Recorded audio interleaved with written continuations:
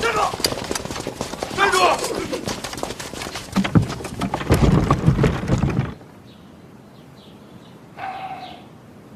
监察院既有重地，你一个户部的闯进来作甚？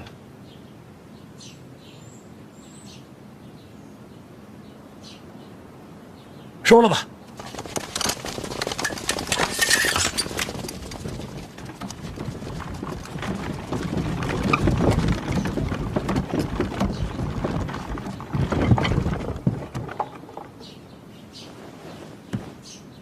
范县身世，满城皆知。我知道，你知道有什么用？如何收场？还有，这消息一夜之间传遍京都，动作之快，匪夷所思。得查，除了监察院，还有谁能做到这？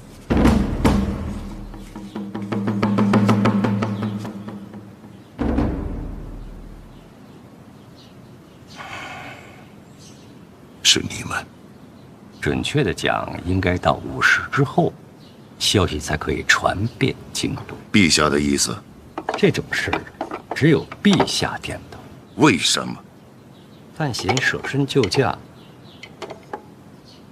陛下感动，那就把他往绝路推。臣子变皇子，那是升迁。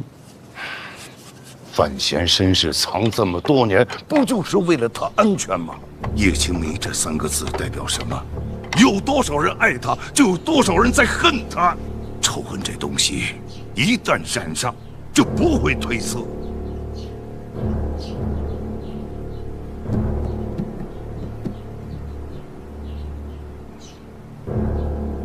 我知道。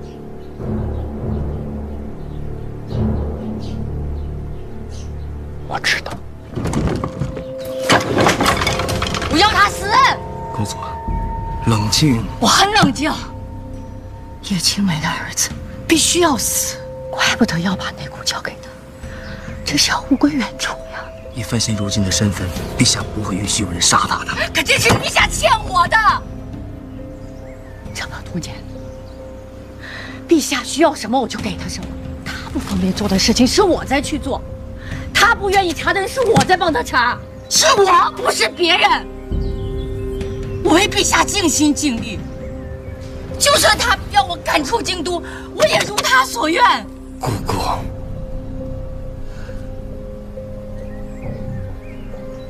这还没有完。就算我人不在京都，我依旧是陛下手中的利刃。他想飞翔，我就要袁宏道配合他。飞翔不是姑姑的意思。我为什么要飞翔？我和那个姓名的早就两清，是他想飞翔，要不然我也不会让袁宏道在姓名的身边那么多年。是我，这么多年，陛下要我做什么我就做什么。可是他现在依然要那个女人的儿子把内姑从我手中夺走。没有这次，我不管陛下怎么想，我就是要范闲死。范闲在宫里，你想怎么杀他？是我的广信宫吗？是啊。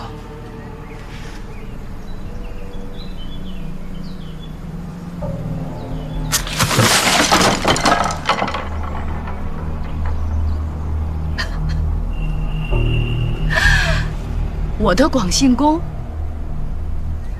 范闲住着，陶虹走了，他却住了进去。等等，等等。其实换个角度想，以范闲现在的身份，最光的应该是太子。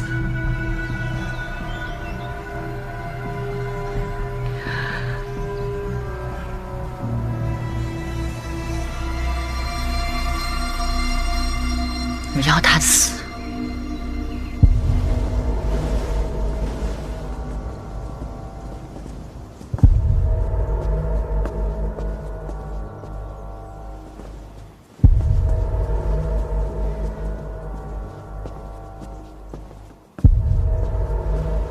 禀告殿下，皇后驾到。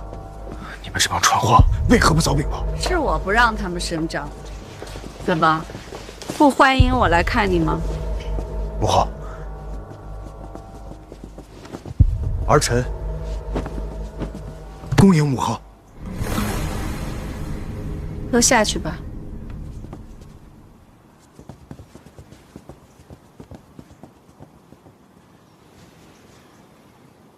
哎，别关门，母后怕黑。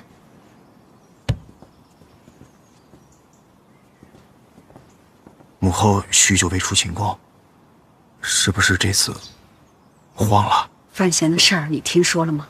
我正要去找您呢。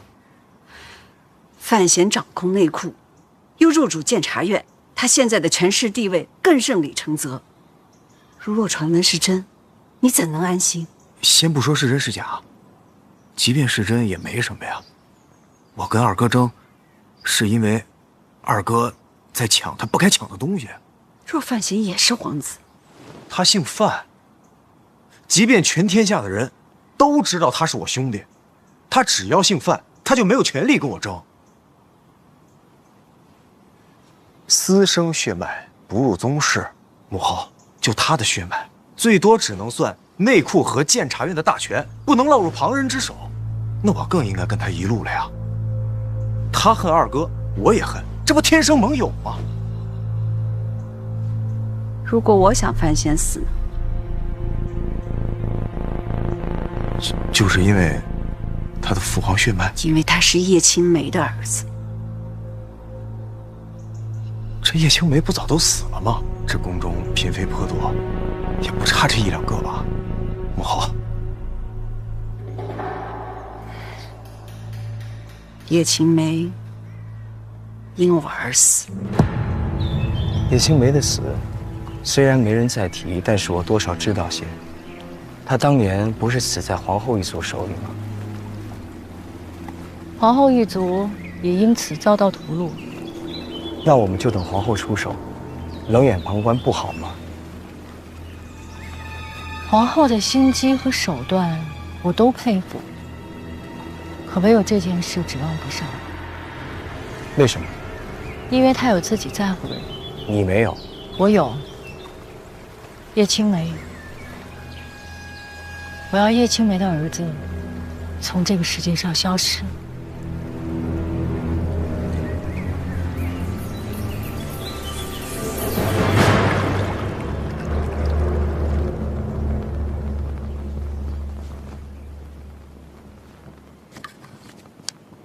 也就是说，杀叶青梅是您的族人所为，并非您亲自杀的。没错。那当年的族人都被他们残杀殆尽了，一夜之间，全族尽灭。那这事儿就算是过去了呀。过去了。那一夜，黑旗满城搜捕，甚至杀进皇宫，闯入寝殿。我想拦着，但是没用。他们在我面前撞翻灯火，让宫女遮住我的双眼，只有知青临死的哀嚎在我耳边回响。灯火炬灭，乌云遮月，哪怕天那么黑，哪怕我的双眼被遮，但我还是看得见，全都是血，到处都是血。你觉得这些都过去了吗？那杀他，不是您亲自下的命令吗？重要吗？那这事儿就等于跟您没关系啊。对了，知道这件事的人应该不多吧？很少。那就更安全了。行凶者死了，往事烟消云散，那我完全可以跟范闲同仇敌忾，一起对付二哥了。凶手已死，烟消云散，可他们是我的家人，也是你的家人。可若是范闲发现了此事，和我反目成仇了怎么办呢？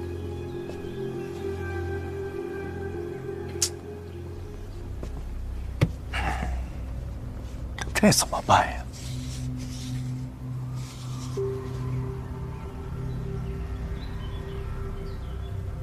母后，要不然您去跟范闲认个错。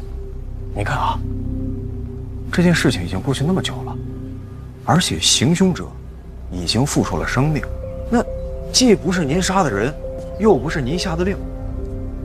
如果我们那摊开了，给范闲认个错，这事儿不就等于过去了吗？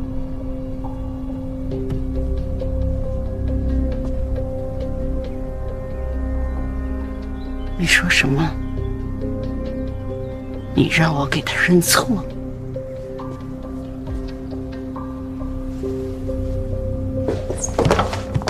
好，儿臣知罪。死了那么多家人，儿臣也是悲痛万分的。那二哥虎视眈眈的，正盯着儿臣。太子之位摇摇欲坠，我找范闲，让他助我一臂之力。我也是走投无路了，母后。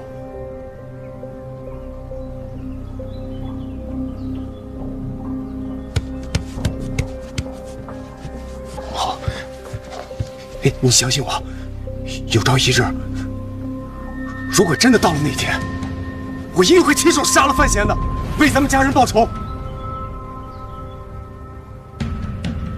不是您从小教育我，说成大事者必须忍字当先吗？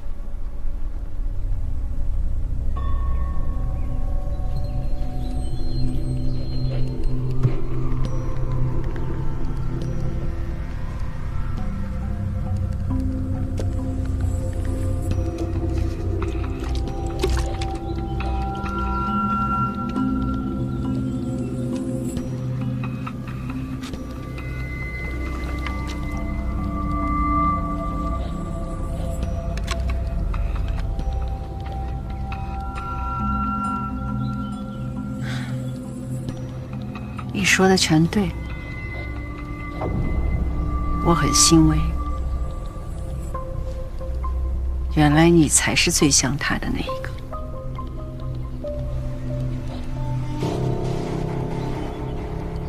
母后，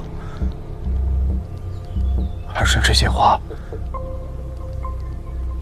也只能讲与您听，因为儿臣是您在这个世上唯一的亲人了。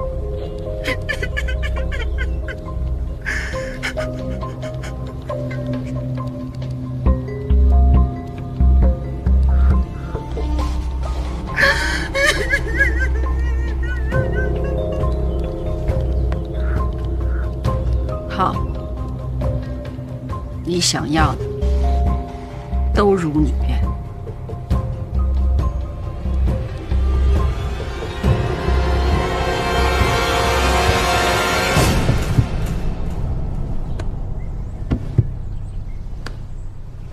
别一直磕了吧，不合适。再合适不过了，你可救了他的命。那也没必要磕这么重吧。没事儿，他自己愿意。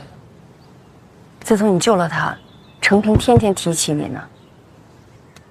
对了，你伤口还疼吗？啊，没事了。哎，晕了。没事，歇会儿还能磕。这婉儿和若若呢？怎么没见呀？啊，若若啊，让太医拉去教医术了。你可真行，这开膛破肚那本事，这你也传出去？医术本就是救人。那婉儿呢？回家取些衣服，我想着啊，还要在这儿住一些时间，顺便把轮椅也带来。轮椅家里也有。之前装病的时候，陈院长送的。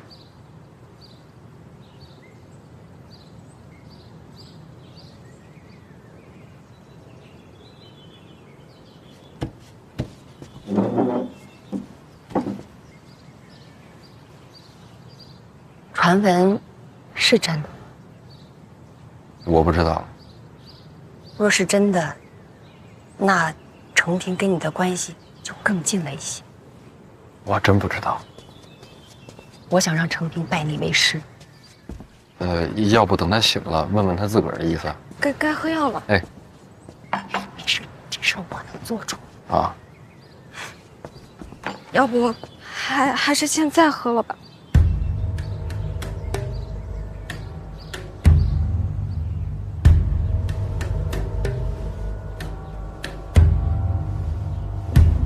干嘛非得下毒啊？放开我！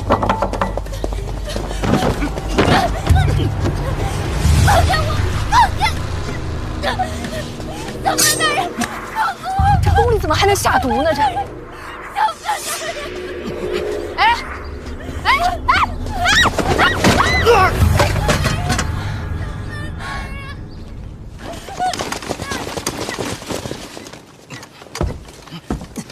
走。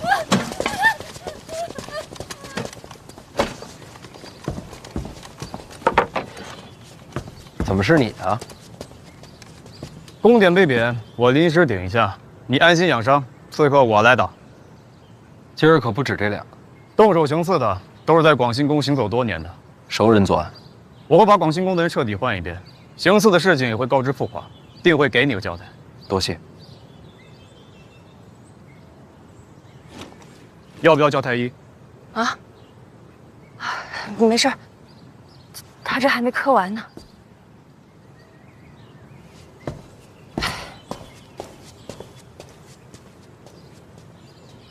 我这边的情况您也看见了，三殿下跟我走的先，会更危险。你看啊，现在这朝堂上上下下，唯一能保护他的就只有你了。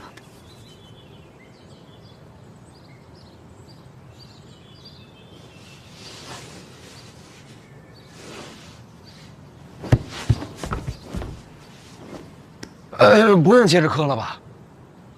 拜师心一定要诚，我们俩说好的，磕晕了算。刚才已经晕了，这不是醒了吗？醒了就不能算。您就不心疼自己儿子？为母则刚。再使点劲儿，我没听见响。陛下口谕，京都的人太多了，鱼龙混杂，是该筛一筛了。麻烦一问，怎么个筛法？请二殿下仔仔细细查一查府内上下是否有不该在京的人，若有，便立刻遣送离京。那还用筛吗？直接点我的名儿不就得了？公公放心，我一定认真筛查。口谕一传，老奴告辞了。公公好走，赶快让他走吧。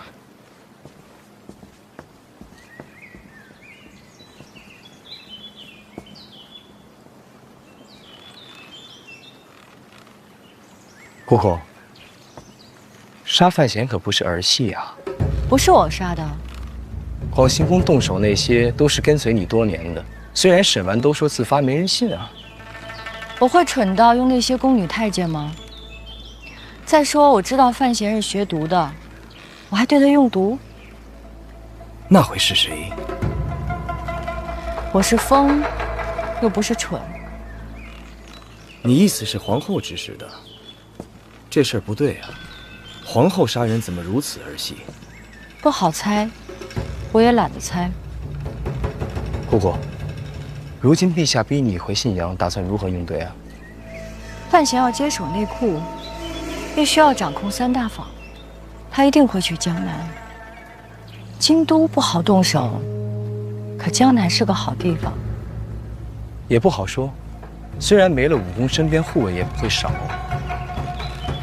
叶流云在江南。怎么？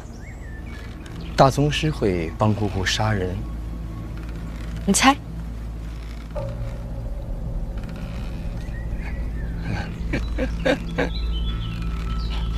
姑姑，你我联盟这么久，到底对我藏了多少秘密啊？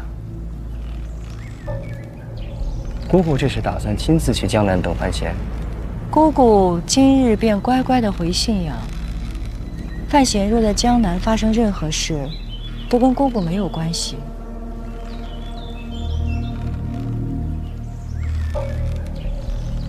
你好自为之吧，我今日便离京。那就不送了。我也再试试，如果能够在京都杀范闲，就不辛苦姑姑了。怎么杀？你要进宫？我也不蠢，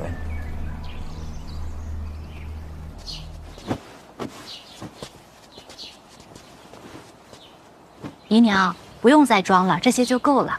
休养几天，很快就回来了。这可说不准。婉儿，范闲身世的传闻你该听说了吧？听说了。你说他会不会就此留在宫里不回来了？他一定会回来。你意思是，他身世传闻是假的？真假我不知道，但其实也没那么重要。傻孩子，这怎么能不重要呢？大婚时，我们是在范府拜的父母高堂，他姓范这件事不会变。你怎么知道？他跟你说过？不用说，我了解范闲，他一定会这么选。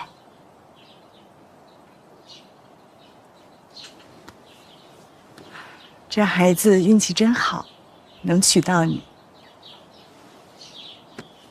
是我运气好，才能遇见他。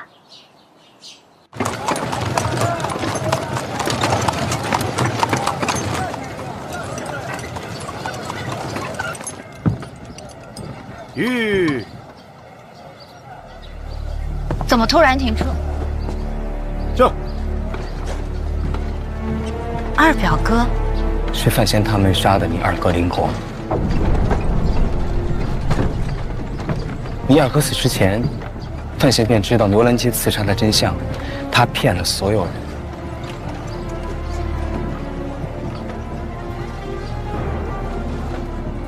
请下车。灵儿也知道。你若不信，可以叫灵儿来当面对质，便知真假。你何时知道的消息？有段时间了。大婚之前你却不说。受人之托，况且那时候说没有任何用。你只不过是想借刀杀人罢了。至亲之仇，你不报吗？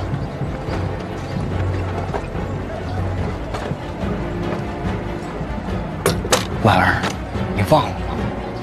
你姓林。停车！吁！就。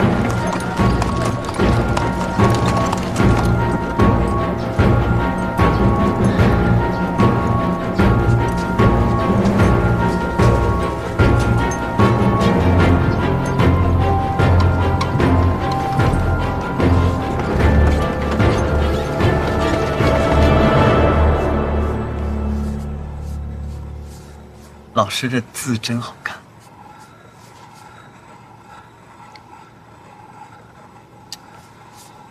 倒也不用硬夸。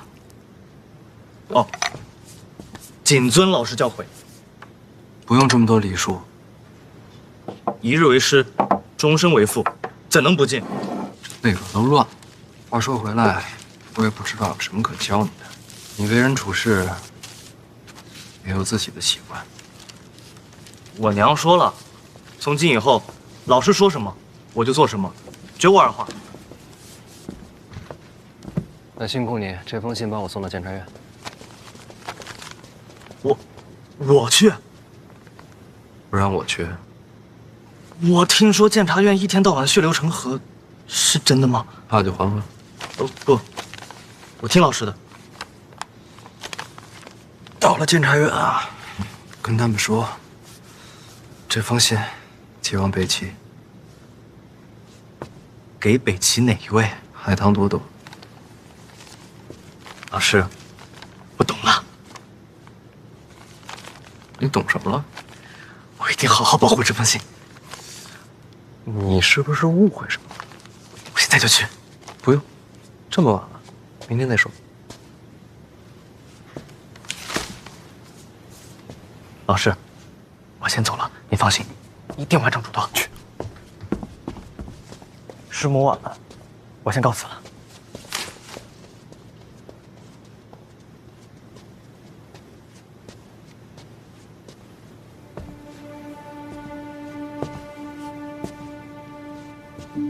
完成什么嘱托？托监察院寄信给海棠朵朵。写了什么？苦荷大师有个功法叫天一道心法，据说可以重塑根骨。想想法子，看什么条件可以交换过来，总不能一直当个废人。听说那功法苦何从未外传。总得试试啊。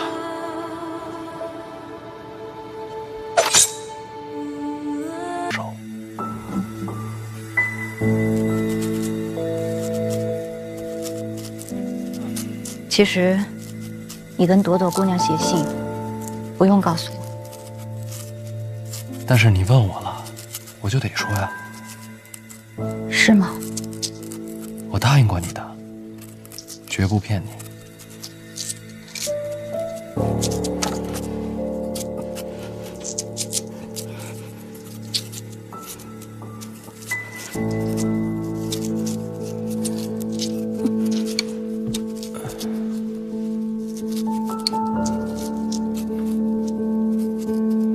婉儿，你是不是有什么心事啊？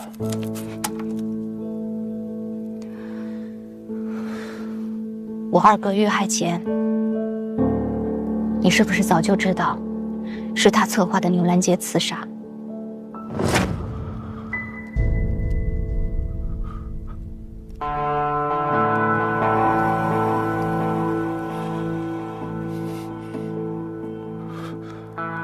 那天在醉仙居跟司礼礼在一起的人是谁？那人是林府的二公子林果。是。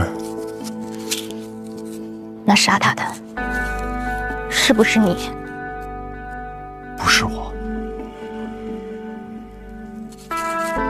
你知道凶手是谁？我杀了林果。谁给你的权利杀的？是小姐给的权利。知道。是不是你身边人？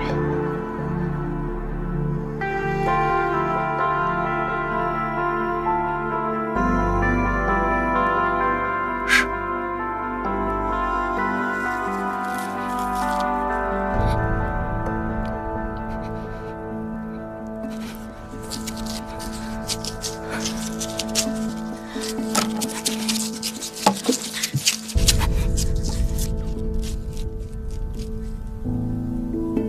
是我哥要杀你，你还手理所应当。从道理讲，你没有错。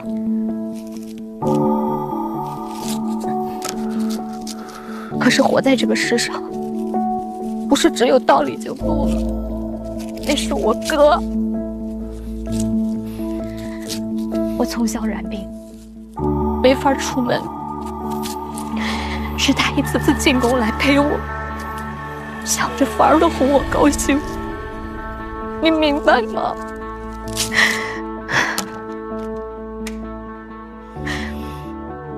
从道理上我不该恨你，可是我做不到。我明白，人总是有情感的。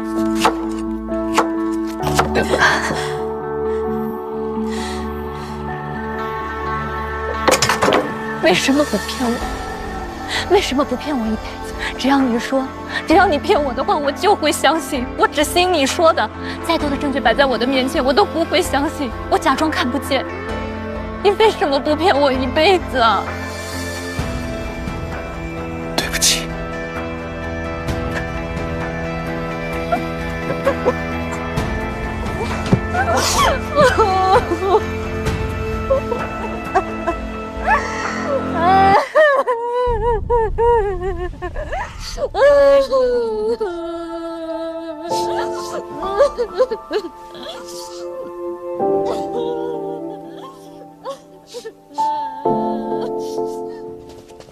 皇后殿下，哎呀，您慢一点，这不合规矩啊！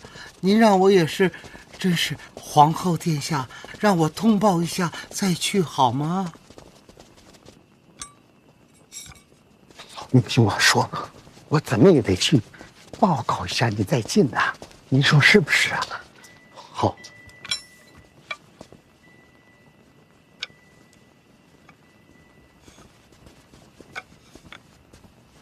臣妾拜见陛下。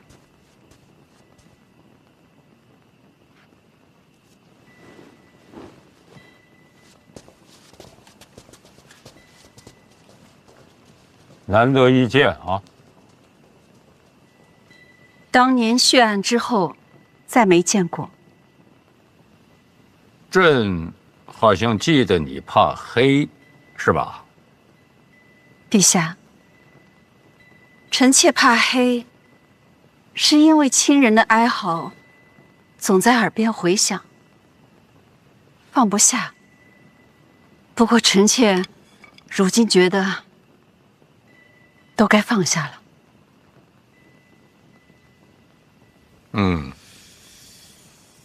陛下，臣妾是来认罪的，何罪之有啊？悖逆不道。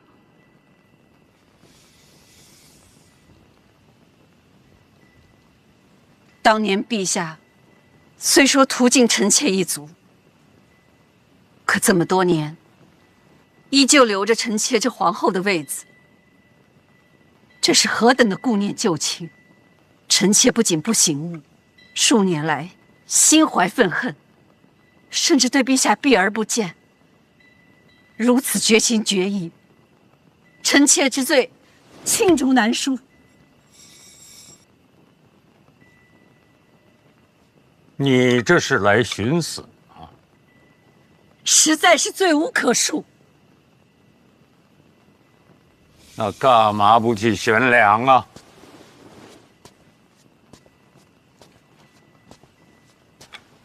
陛下，万万不可！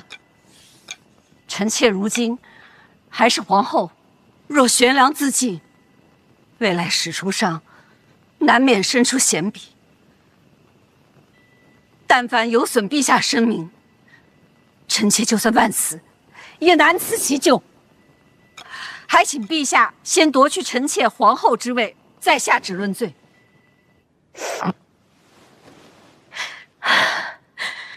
我真过不去。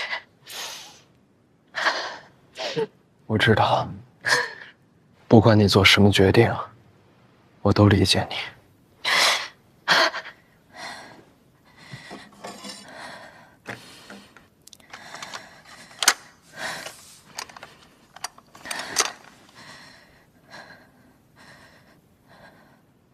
但是我不能对你动手，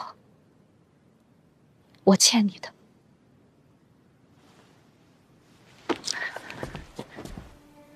是谁动的手？告诉我一个名字。是不是你那个吴竹叔？你说过，他从小陪你一起长大。是。我哥也是。如果你的吴竹叔遇害，你会怎么办？我会发疯，会复仇。我也一样。最后一个问题，他动手时，是不是你发出的命令？差不多。差不多。当时吴竹叔没在我身边，我是想要自己动手的。我人都已经出了京都了，我只是晚了一步。不在身边，那就是他自行出手。不是他，是我起了杀心。不一样。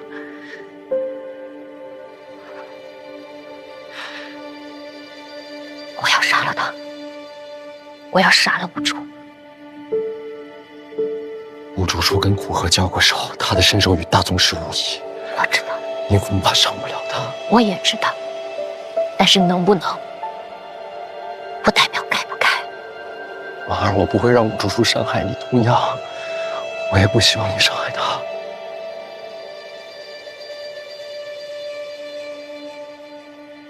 我很失望。我知道，是对我自己。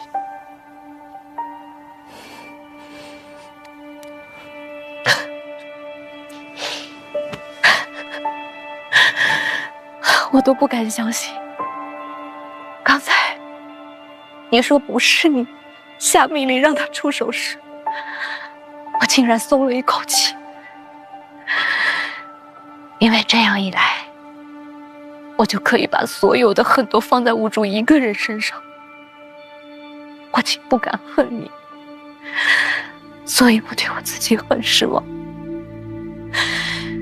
在那一刹那，我选择了你，背叛了我二哥。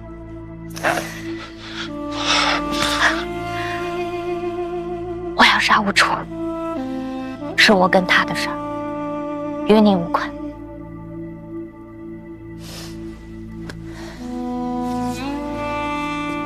就这样吧，告诉我这个消息的是我二表哥，他是想切刀杀人。既然二表哥落子，就定有后手。我先回去了。如果他再来找我，我帮你打探消息。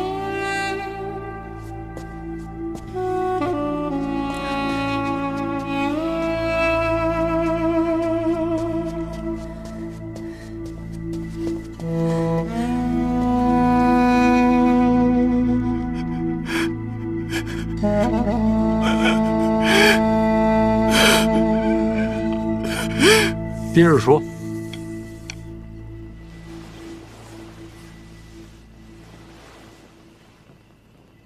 至于罪名嘛，广信公范闲遭遇刺杀，臣妾身为后宫之主，自有失察之嫌。以此论罪，名正言顺。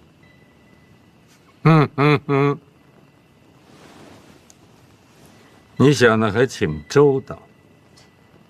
臣妾欠陛下的，早就该还了。还有什么？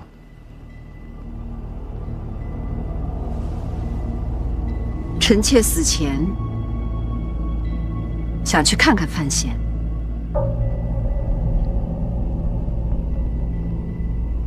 当年恩怨虽说已是往事，可这孩子出生便没了母亲，所以，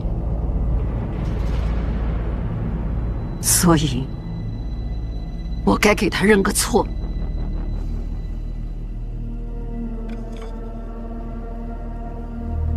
你给他认错？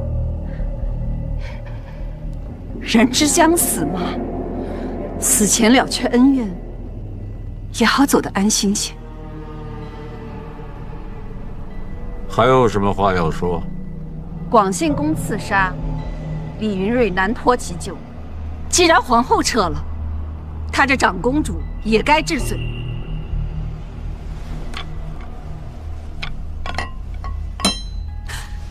不敢欺瞒陛下，这请求既有公义，亦有私心。臣妾舍皇后之位，化去范闲怨仇，免得陛下为难。至于李云瑞嘛，算是断了李承泽的臂柱。这一切也是为了太子。太子温良醇厚，最重孝道，心中除了对陛下的尊敬，再无其余念头。当然，臣妾今日所求，太子一无所知，是我一意孤行。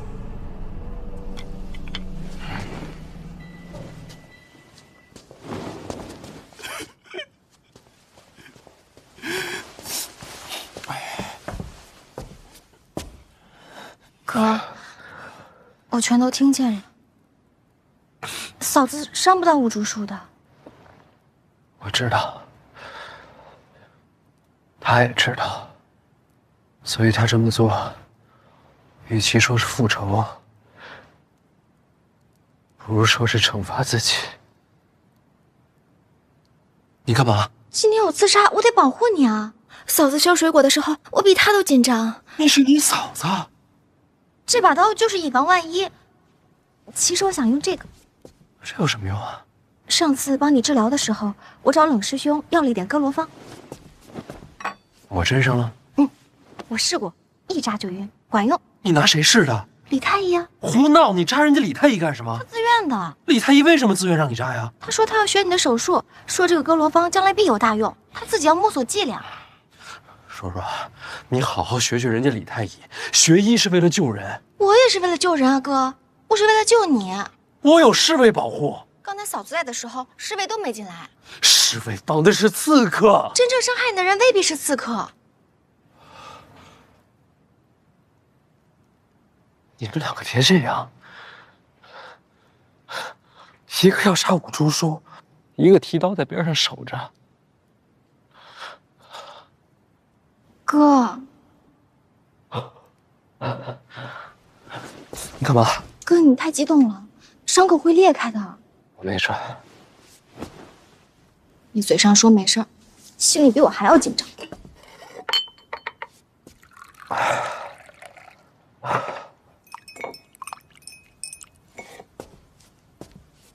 来，喝了它。我就放了一点点剂量，最多只会让你熟睡。哥，你现在就需要安静休息。别老想着保护我。知道了。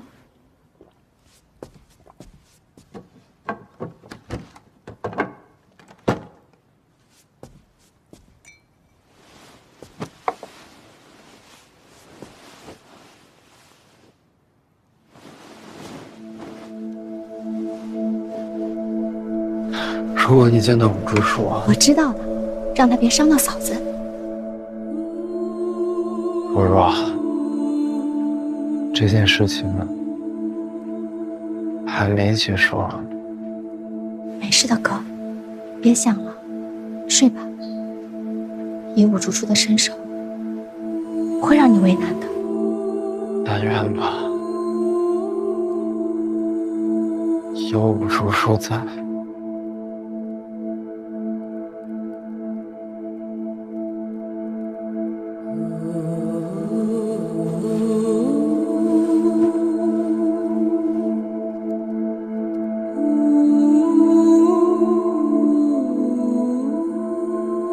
我竹叔不在的时候，我就是你最后一道防线。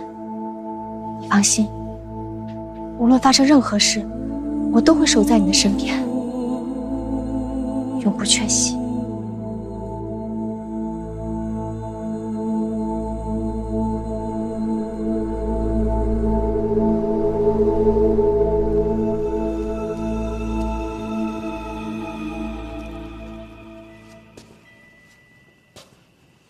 你的皇后身份朕不会更改。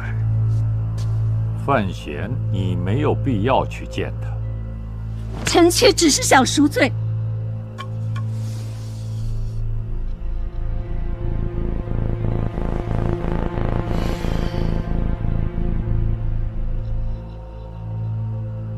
还是好好的活着吧。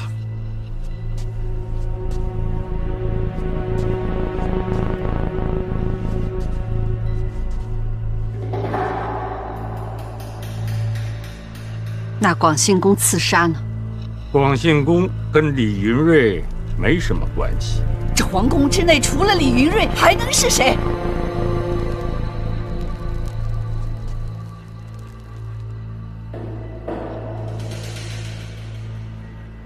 你已经耗尽了我们夫妻的缘分，今后不再见。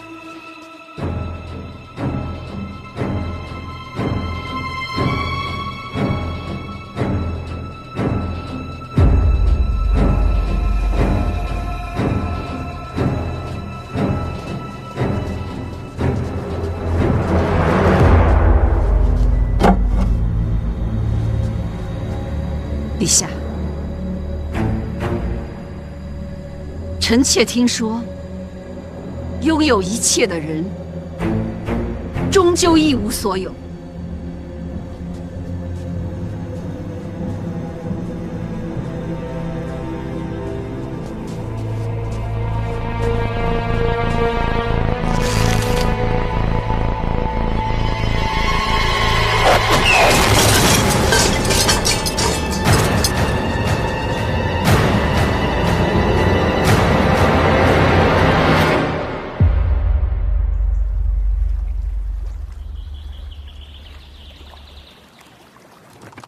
出城，是陛下的旨意。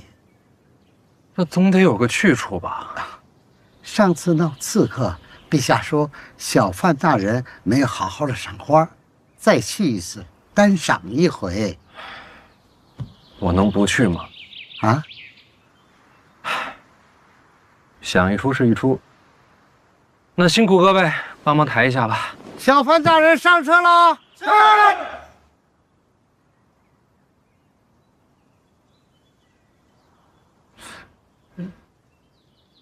马上就来。谁马上就来？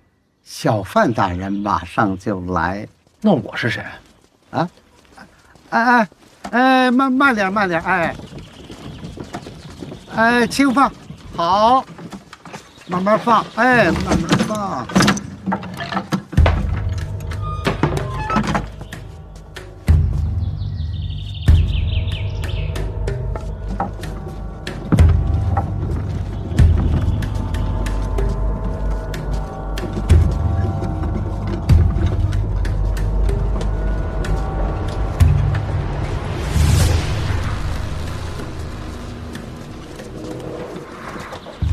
抬小范大人上车。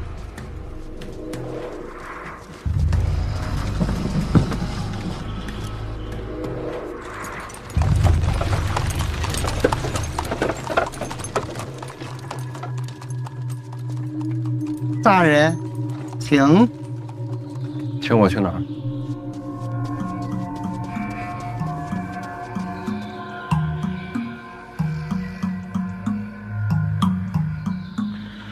什么意思啊？往后他是范闲，我是家人。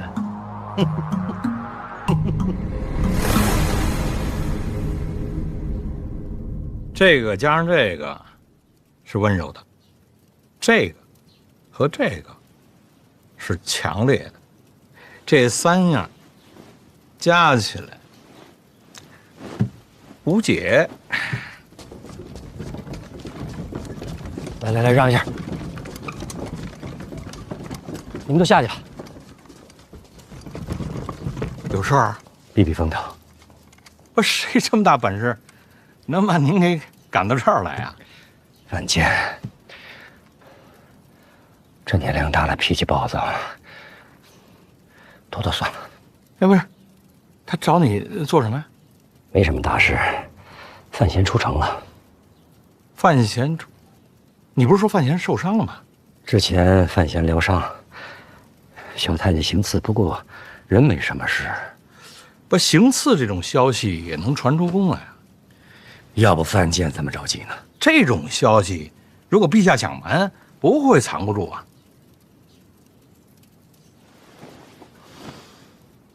啊，这是做局啊。范闲是饵，这个饵能钓出谁来呢？范闲受伤，武大人就没出现过。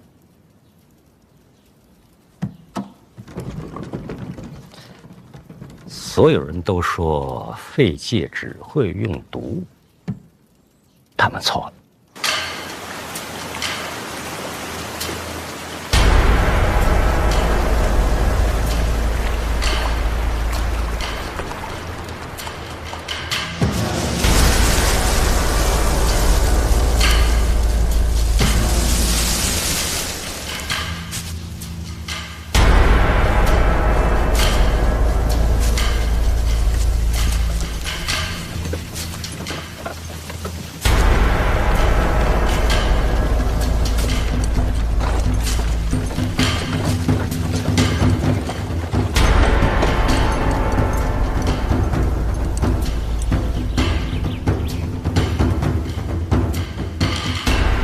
宫内养伤，层层保护，再安全不过了。所以武大人没有出现，可有过行刺又孤身出城。武大人必然暗中保护。那么这个局是给武大人准备的。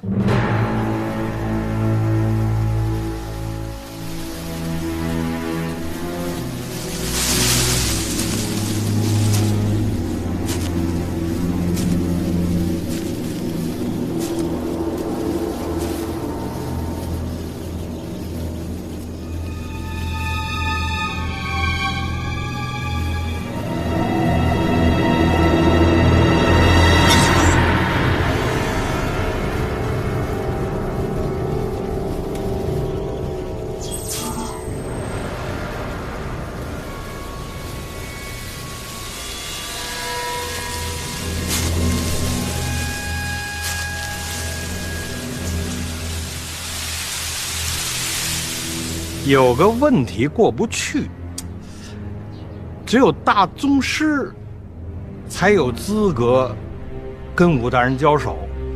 叶流云在江南，苦河并未南下，四不见还在等你着。难道是宫里边那位？不对呀，宫里那位要是真动手的话，谁胜谁败还不知道啊。他要是重伤了，这平衡就会打破了。陛下不会冒这个风险。把我关在这儿，是因为我追查的太紧了，离真相太近了。江南那个杀人犯不是武大人，大人偷袭我时用的兵器与武大人相似，招式也相似。他对监察院的人下手，是为了引出武大人。陛下愿意配合神庙使者，共同追捕神庙背叛者。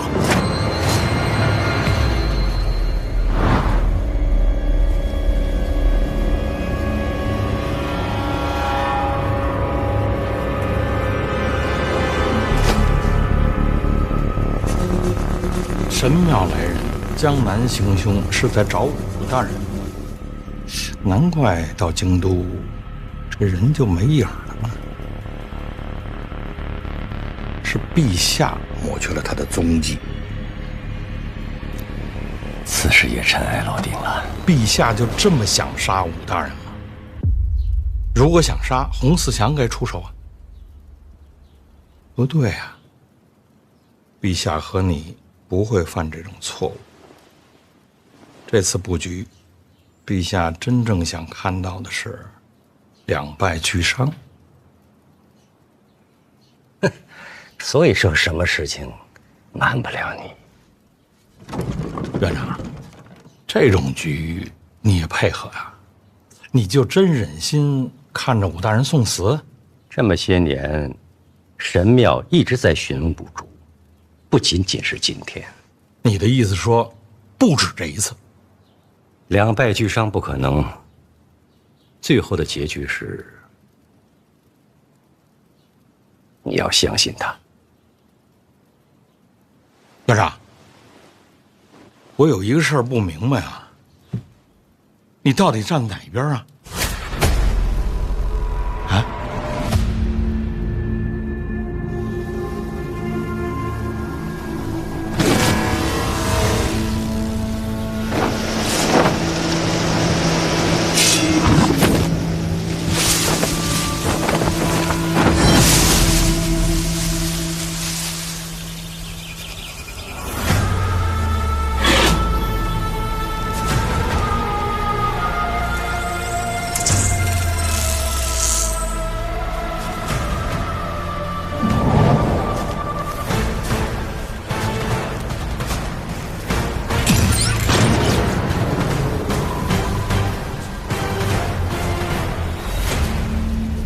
我去南方找你，你没有出现。江南杀人的是你，我以为你会出现。为何找我？跟我回去。你来自神庙。你是冗余，不该存留于世。跟我回去。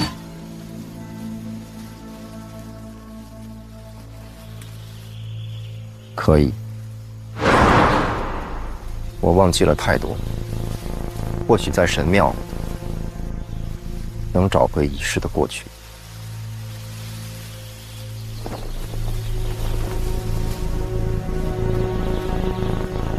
要回去的还有叶青梅，她已经死了。她有儿子，那是残留的痕迹。也是不该存在的错误。找到他，带回神庙。原来你并不知道他是谁。结论突兀，前置条件模糊，由对话进行判断。我应该已经见过叶青梅的儿子。